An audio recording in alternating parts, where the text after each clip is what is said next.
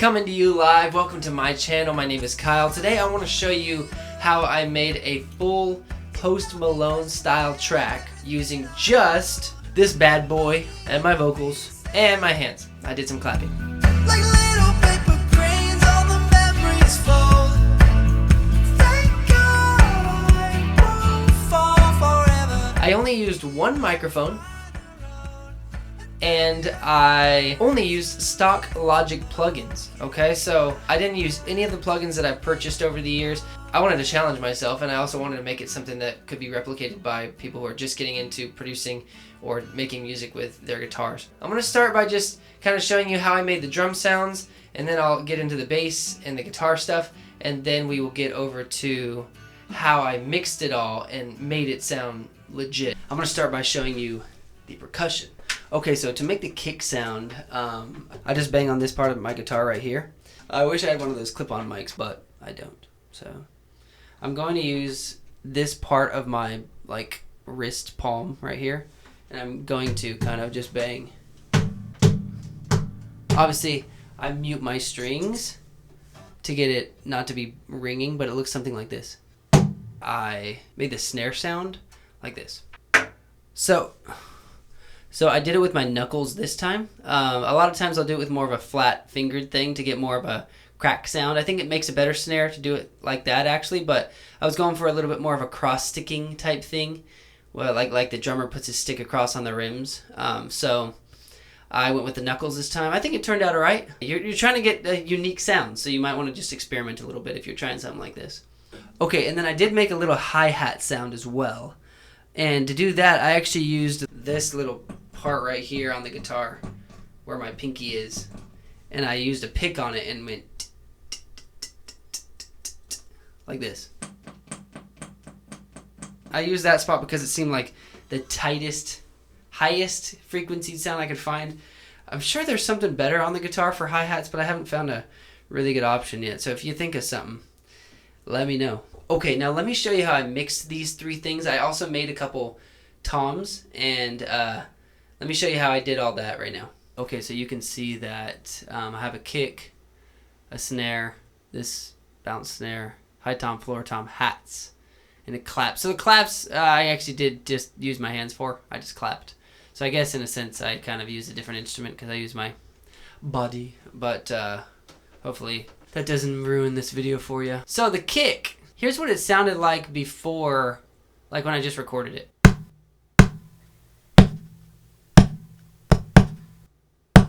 Alright, it sounds, I mean, there's some resemblance to a kick drum, but it's very weak. We want to make that beefier, tighter. What I did was I stuck some of this EQ on there.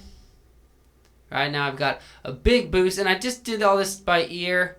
I just knew I wanted a lot more bass and a lot less of the mids, which is pretty much all mids right now. So I pulled a lot of those out, and using this Logic EQ plugin. And here's what it sounds like after that. Alright, so without the EQ. Okay, and then with it. Alright, it's already sounding pretty good. I added some compression to it, which you'll notice it's quieter now, but it's also tighter. And here's all a lot of the bass added into it. A little bit of distortion here just makes it a little more interesting. So that's the kick. Alright, now moving on to the snare. Here's what I actually recorded right here. Here's what it sounded like before I added any plugins and stuff to it. Super lame. Alright, and then I stuck an EQ on it. Just all this is pulling out some of the lowest of the lows, a little compression.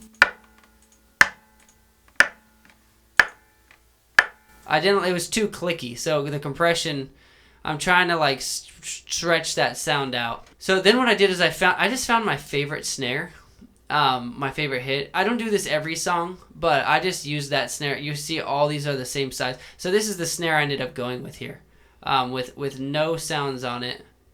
It sounds like this. Alright, so that's just one of these snares. I think it was probably this one. I was like, oh, I like that sound, so I bounced it with a little EQ and compression on it, and then I put it down here. And then I just duplicated it across the whole track. So it's just the song just has a very consistent snare the whole time. Pop music does that a lot, for the most part, very consistent. And then with that, it still sounds, like a woodpecker. But then I put some EQ on it, boosted some of those like low mid type things, took out this because there was something nasty in there. Alright, so just cleaned it up a little bit, and then I added a noise gate to take out stuff between, some compression. Here's where we're at. You'll notice it's a lot quieter, actually. I should have fixed that. Usually I try to make sure after compression. But what you'll notice is, like, there's a lot less of that clickiness. It's kind of like stretching it, like I was saying before, to where it's a little more snare-like, a little less like annoying and piercing. And you do that by putting a compression on there that's like super fast attack to take off the initial attack. I might have overdone it, but I think I liked how it sounded in the end. Put some distortion on it, just a little bit, using this plugin. Here it is with it, or without it. Here it is without it. Here it is with it. Alright, you can just hear it dragging it a little bit more of that here.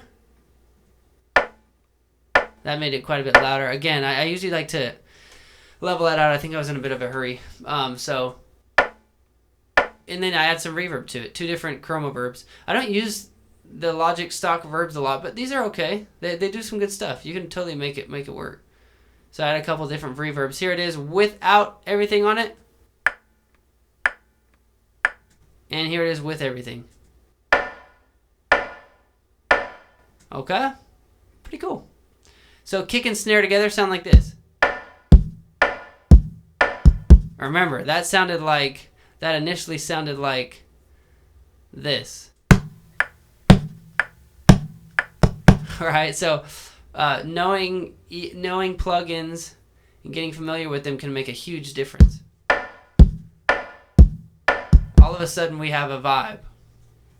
Okay, then down here, I just bounced one of these snares, and I stuck like longer, airy reverb on it. And I just, every few snares, looks like every 4th snare, I just stuck it on there, and it sounds like this. Here's the kick snare and the throw snare on the chorus. Alright, it's very subtle when it's all mixed in, but just those little things kind of take a song over the edge from like just normal to quite a bit more interesting. I made a high tom and floor tom. All I did was, after I mixed the kick, I bounced it, and then I bounced it with all the plugins on it. So here it is with nothing on it. It's going to sound just like the kick drum. I didn't use this. It's going to sound like the kick drum. Alright, that's because I bounced the kick drum and dragged it to a new track, labeled it high tom. Then I made it sound a little more tom-like by taking out some of the lows, added some compression, some distortion and overdrive, and a reverb, and sounds like that in the end. Here it is without. Here it is with. It sounds kind of high-tommy.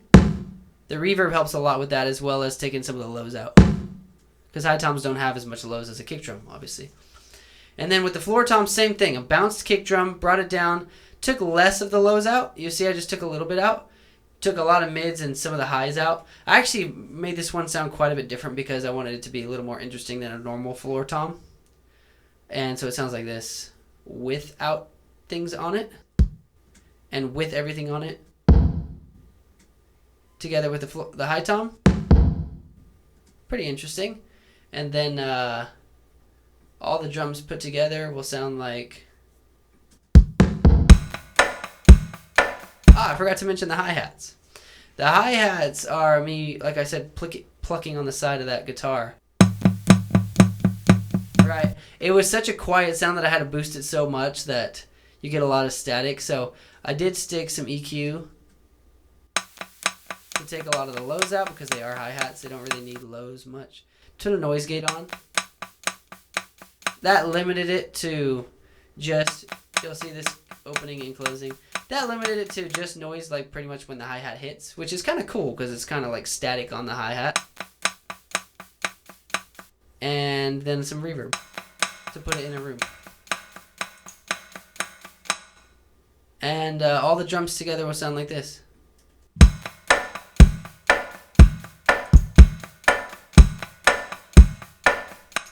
Pretty sweet. So when I recorded the guitar and bass, with the guitar, I just came up with something I liked. Just started playing, started on a G major 7 chord and thought it sounded cool. So I just kind of played some chords until I found something that I liked. Played that, and then I recorded a bass part over that. So for the bass, I dropped my low E string down to a low D string because I wanted to hit that low D note, and we're in the key of D, so that worked out pretty good. So yeah, let me show you how I mixed those two things to make them sound more interesting. So for the bass, you saw how I recorded it. To make it sound like a bass, here it is with no plugins on it. Sorry about that.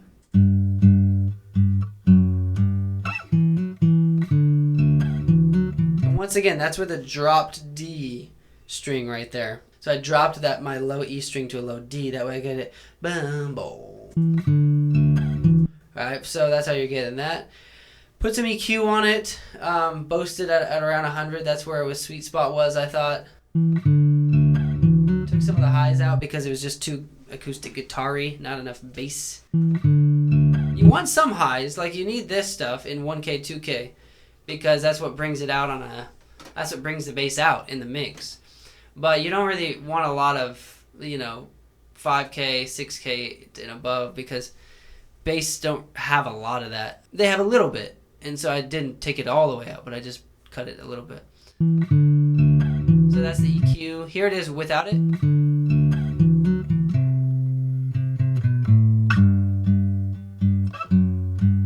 And with it. Pretty subtle, but when the mix you'll hear it better. Added some compression to that. I think I just used a preset live bass. I'll usually go to a preset first, see what it sounds like, save some time, and if I don't like it, then I'll just mess with stuff. But in this case, I went to guitars, went to live bass, and there you go. Got a pretty good sound. Probably tweaked it a little bit from there. And then I added some sub bass. Now this is the key to getting a really bassy sound. And by the way, I added this on the kick as well. I'm not sure I really mentioned that. I really opened that plugin up. But yeah, it's got a lot of bass on there from this plugin. Here we are with no sub bass. And the sub bass does all the work. Here we go. Okay, if you're on decent speakers, you'll hear that no problem. It's not subtle at all. And then a little bit more EQ at that point. I was hearing something around, looks like 149 I didn't like, so I just cut it. It's probably just a few notes. A lot of times I'll be listening to a recording and something will just pop out and I'll have to go hunt for it. In this case, I think there was a spot where the bass just didn't sound good on a couple notes, so I took out 149 and I thought that fixed the problem. Looking at the guitar itself, here's what we had recorded. Sounds decent. I don't like a lot of the really high crispy stuff in a lot of my songs, so I'll just cut it out. I'll just lower this a little, not cut it, but lower it. Cut it a little bit. And then I never really like around like 168 to 182. It looks like there's always something in there I don't care for. Took something out there I didn't want. Left a lot of the bass in because I kind of liked it. So here's where we're at. So, you'll notice when I added in, a lot of those like crispy, high, stringy sounds are gone. Not completely gone, but just cut a bit. And then I added some chorus, some this filter plugin, and some reverb from the Space Designer, and here's where we're at.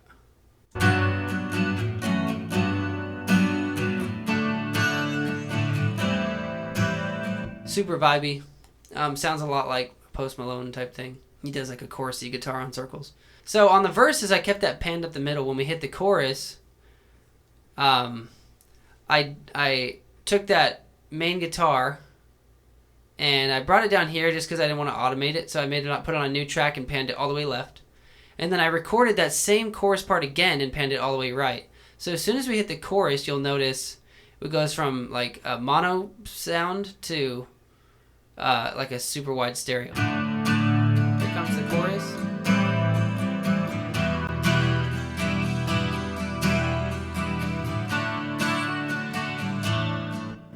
And that just helps the chorus pop a little bit. So just re-recording your guitar part, panning it hard one way and panning your original the other way, just makes the chorus be like, whoa, that's cool. I recorded this little acoustic riff on the pre-chorus. I used some EQ, compression, and this Fat FX Funk Enveloper preset. Sounds pretty cool. Here it is without it.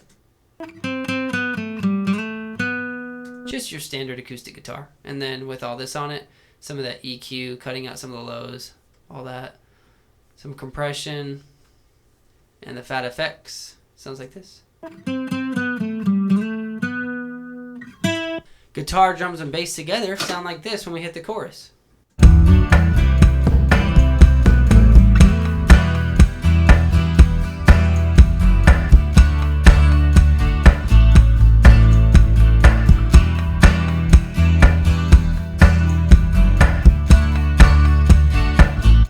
It's pretty cool that it was made with just my guitar, you gotta admit. Alright, and lastly for the vocals, after I made the track with the guitars, that little riff, the bass, the drums, everything, mix it all, I started singing some melodies. I usually will, once I have a track, if I write like this, a lot of times I'll write the melody first before I even have a track, but this time I had a track that I made. And so I started just singing over it. Started with that verse.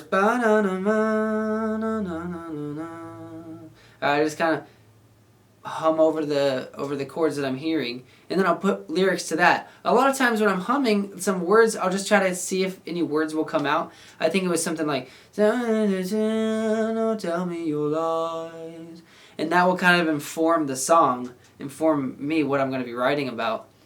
And then I'll just draw on, like, memories, feelings, and experiences to write the rest of the song. All the lyrics that I sang, I didn't just start with lyrics, right? I sang a melody first over the track, and then filled in that melody with lyrics that felt right. For the vocals here, here's what it sounds like with nothing, with no plugins on it. Tell me the truth, don't tell me your lies.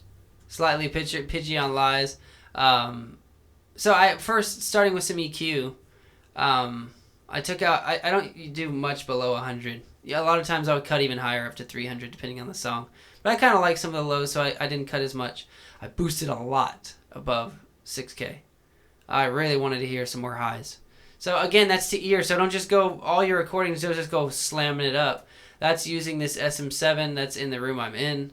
That's how I sang that day. Make sure you don't boost too much of that if you're doing this, because it can be pretty annoying if you do. I think it turned out much better. Here it is with the EQ. Tell me the truth, don't tell me your lies. Without it. Tell me the truth, don't tell me your lies. Alright, so putting it in just cleared it, made it sound much more clear and punched it through a bit. So then I added another EQ, actually. I think I ran out of little parameter things. So I added another one because I wanted to boost it 800. And I boosted a little more at 6K. Wow.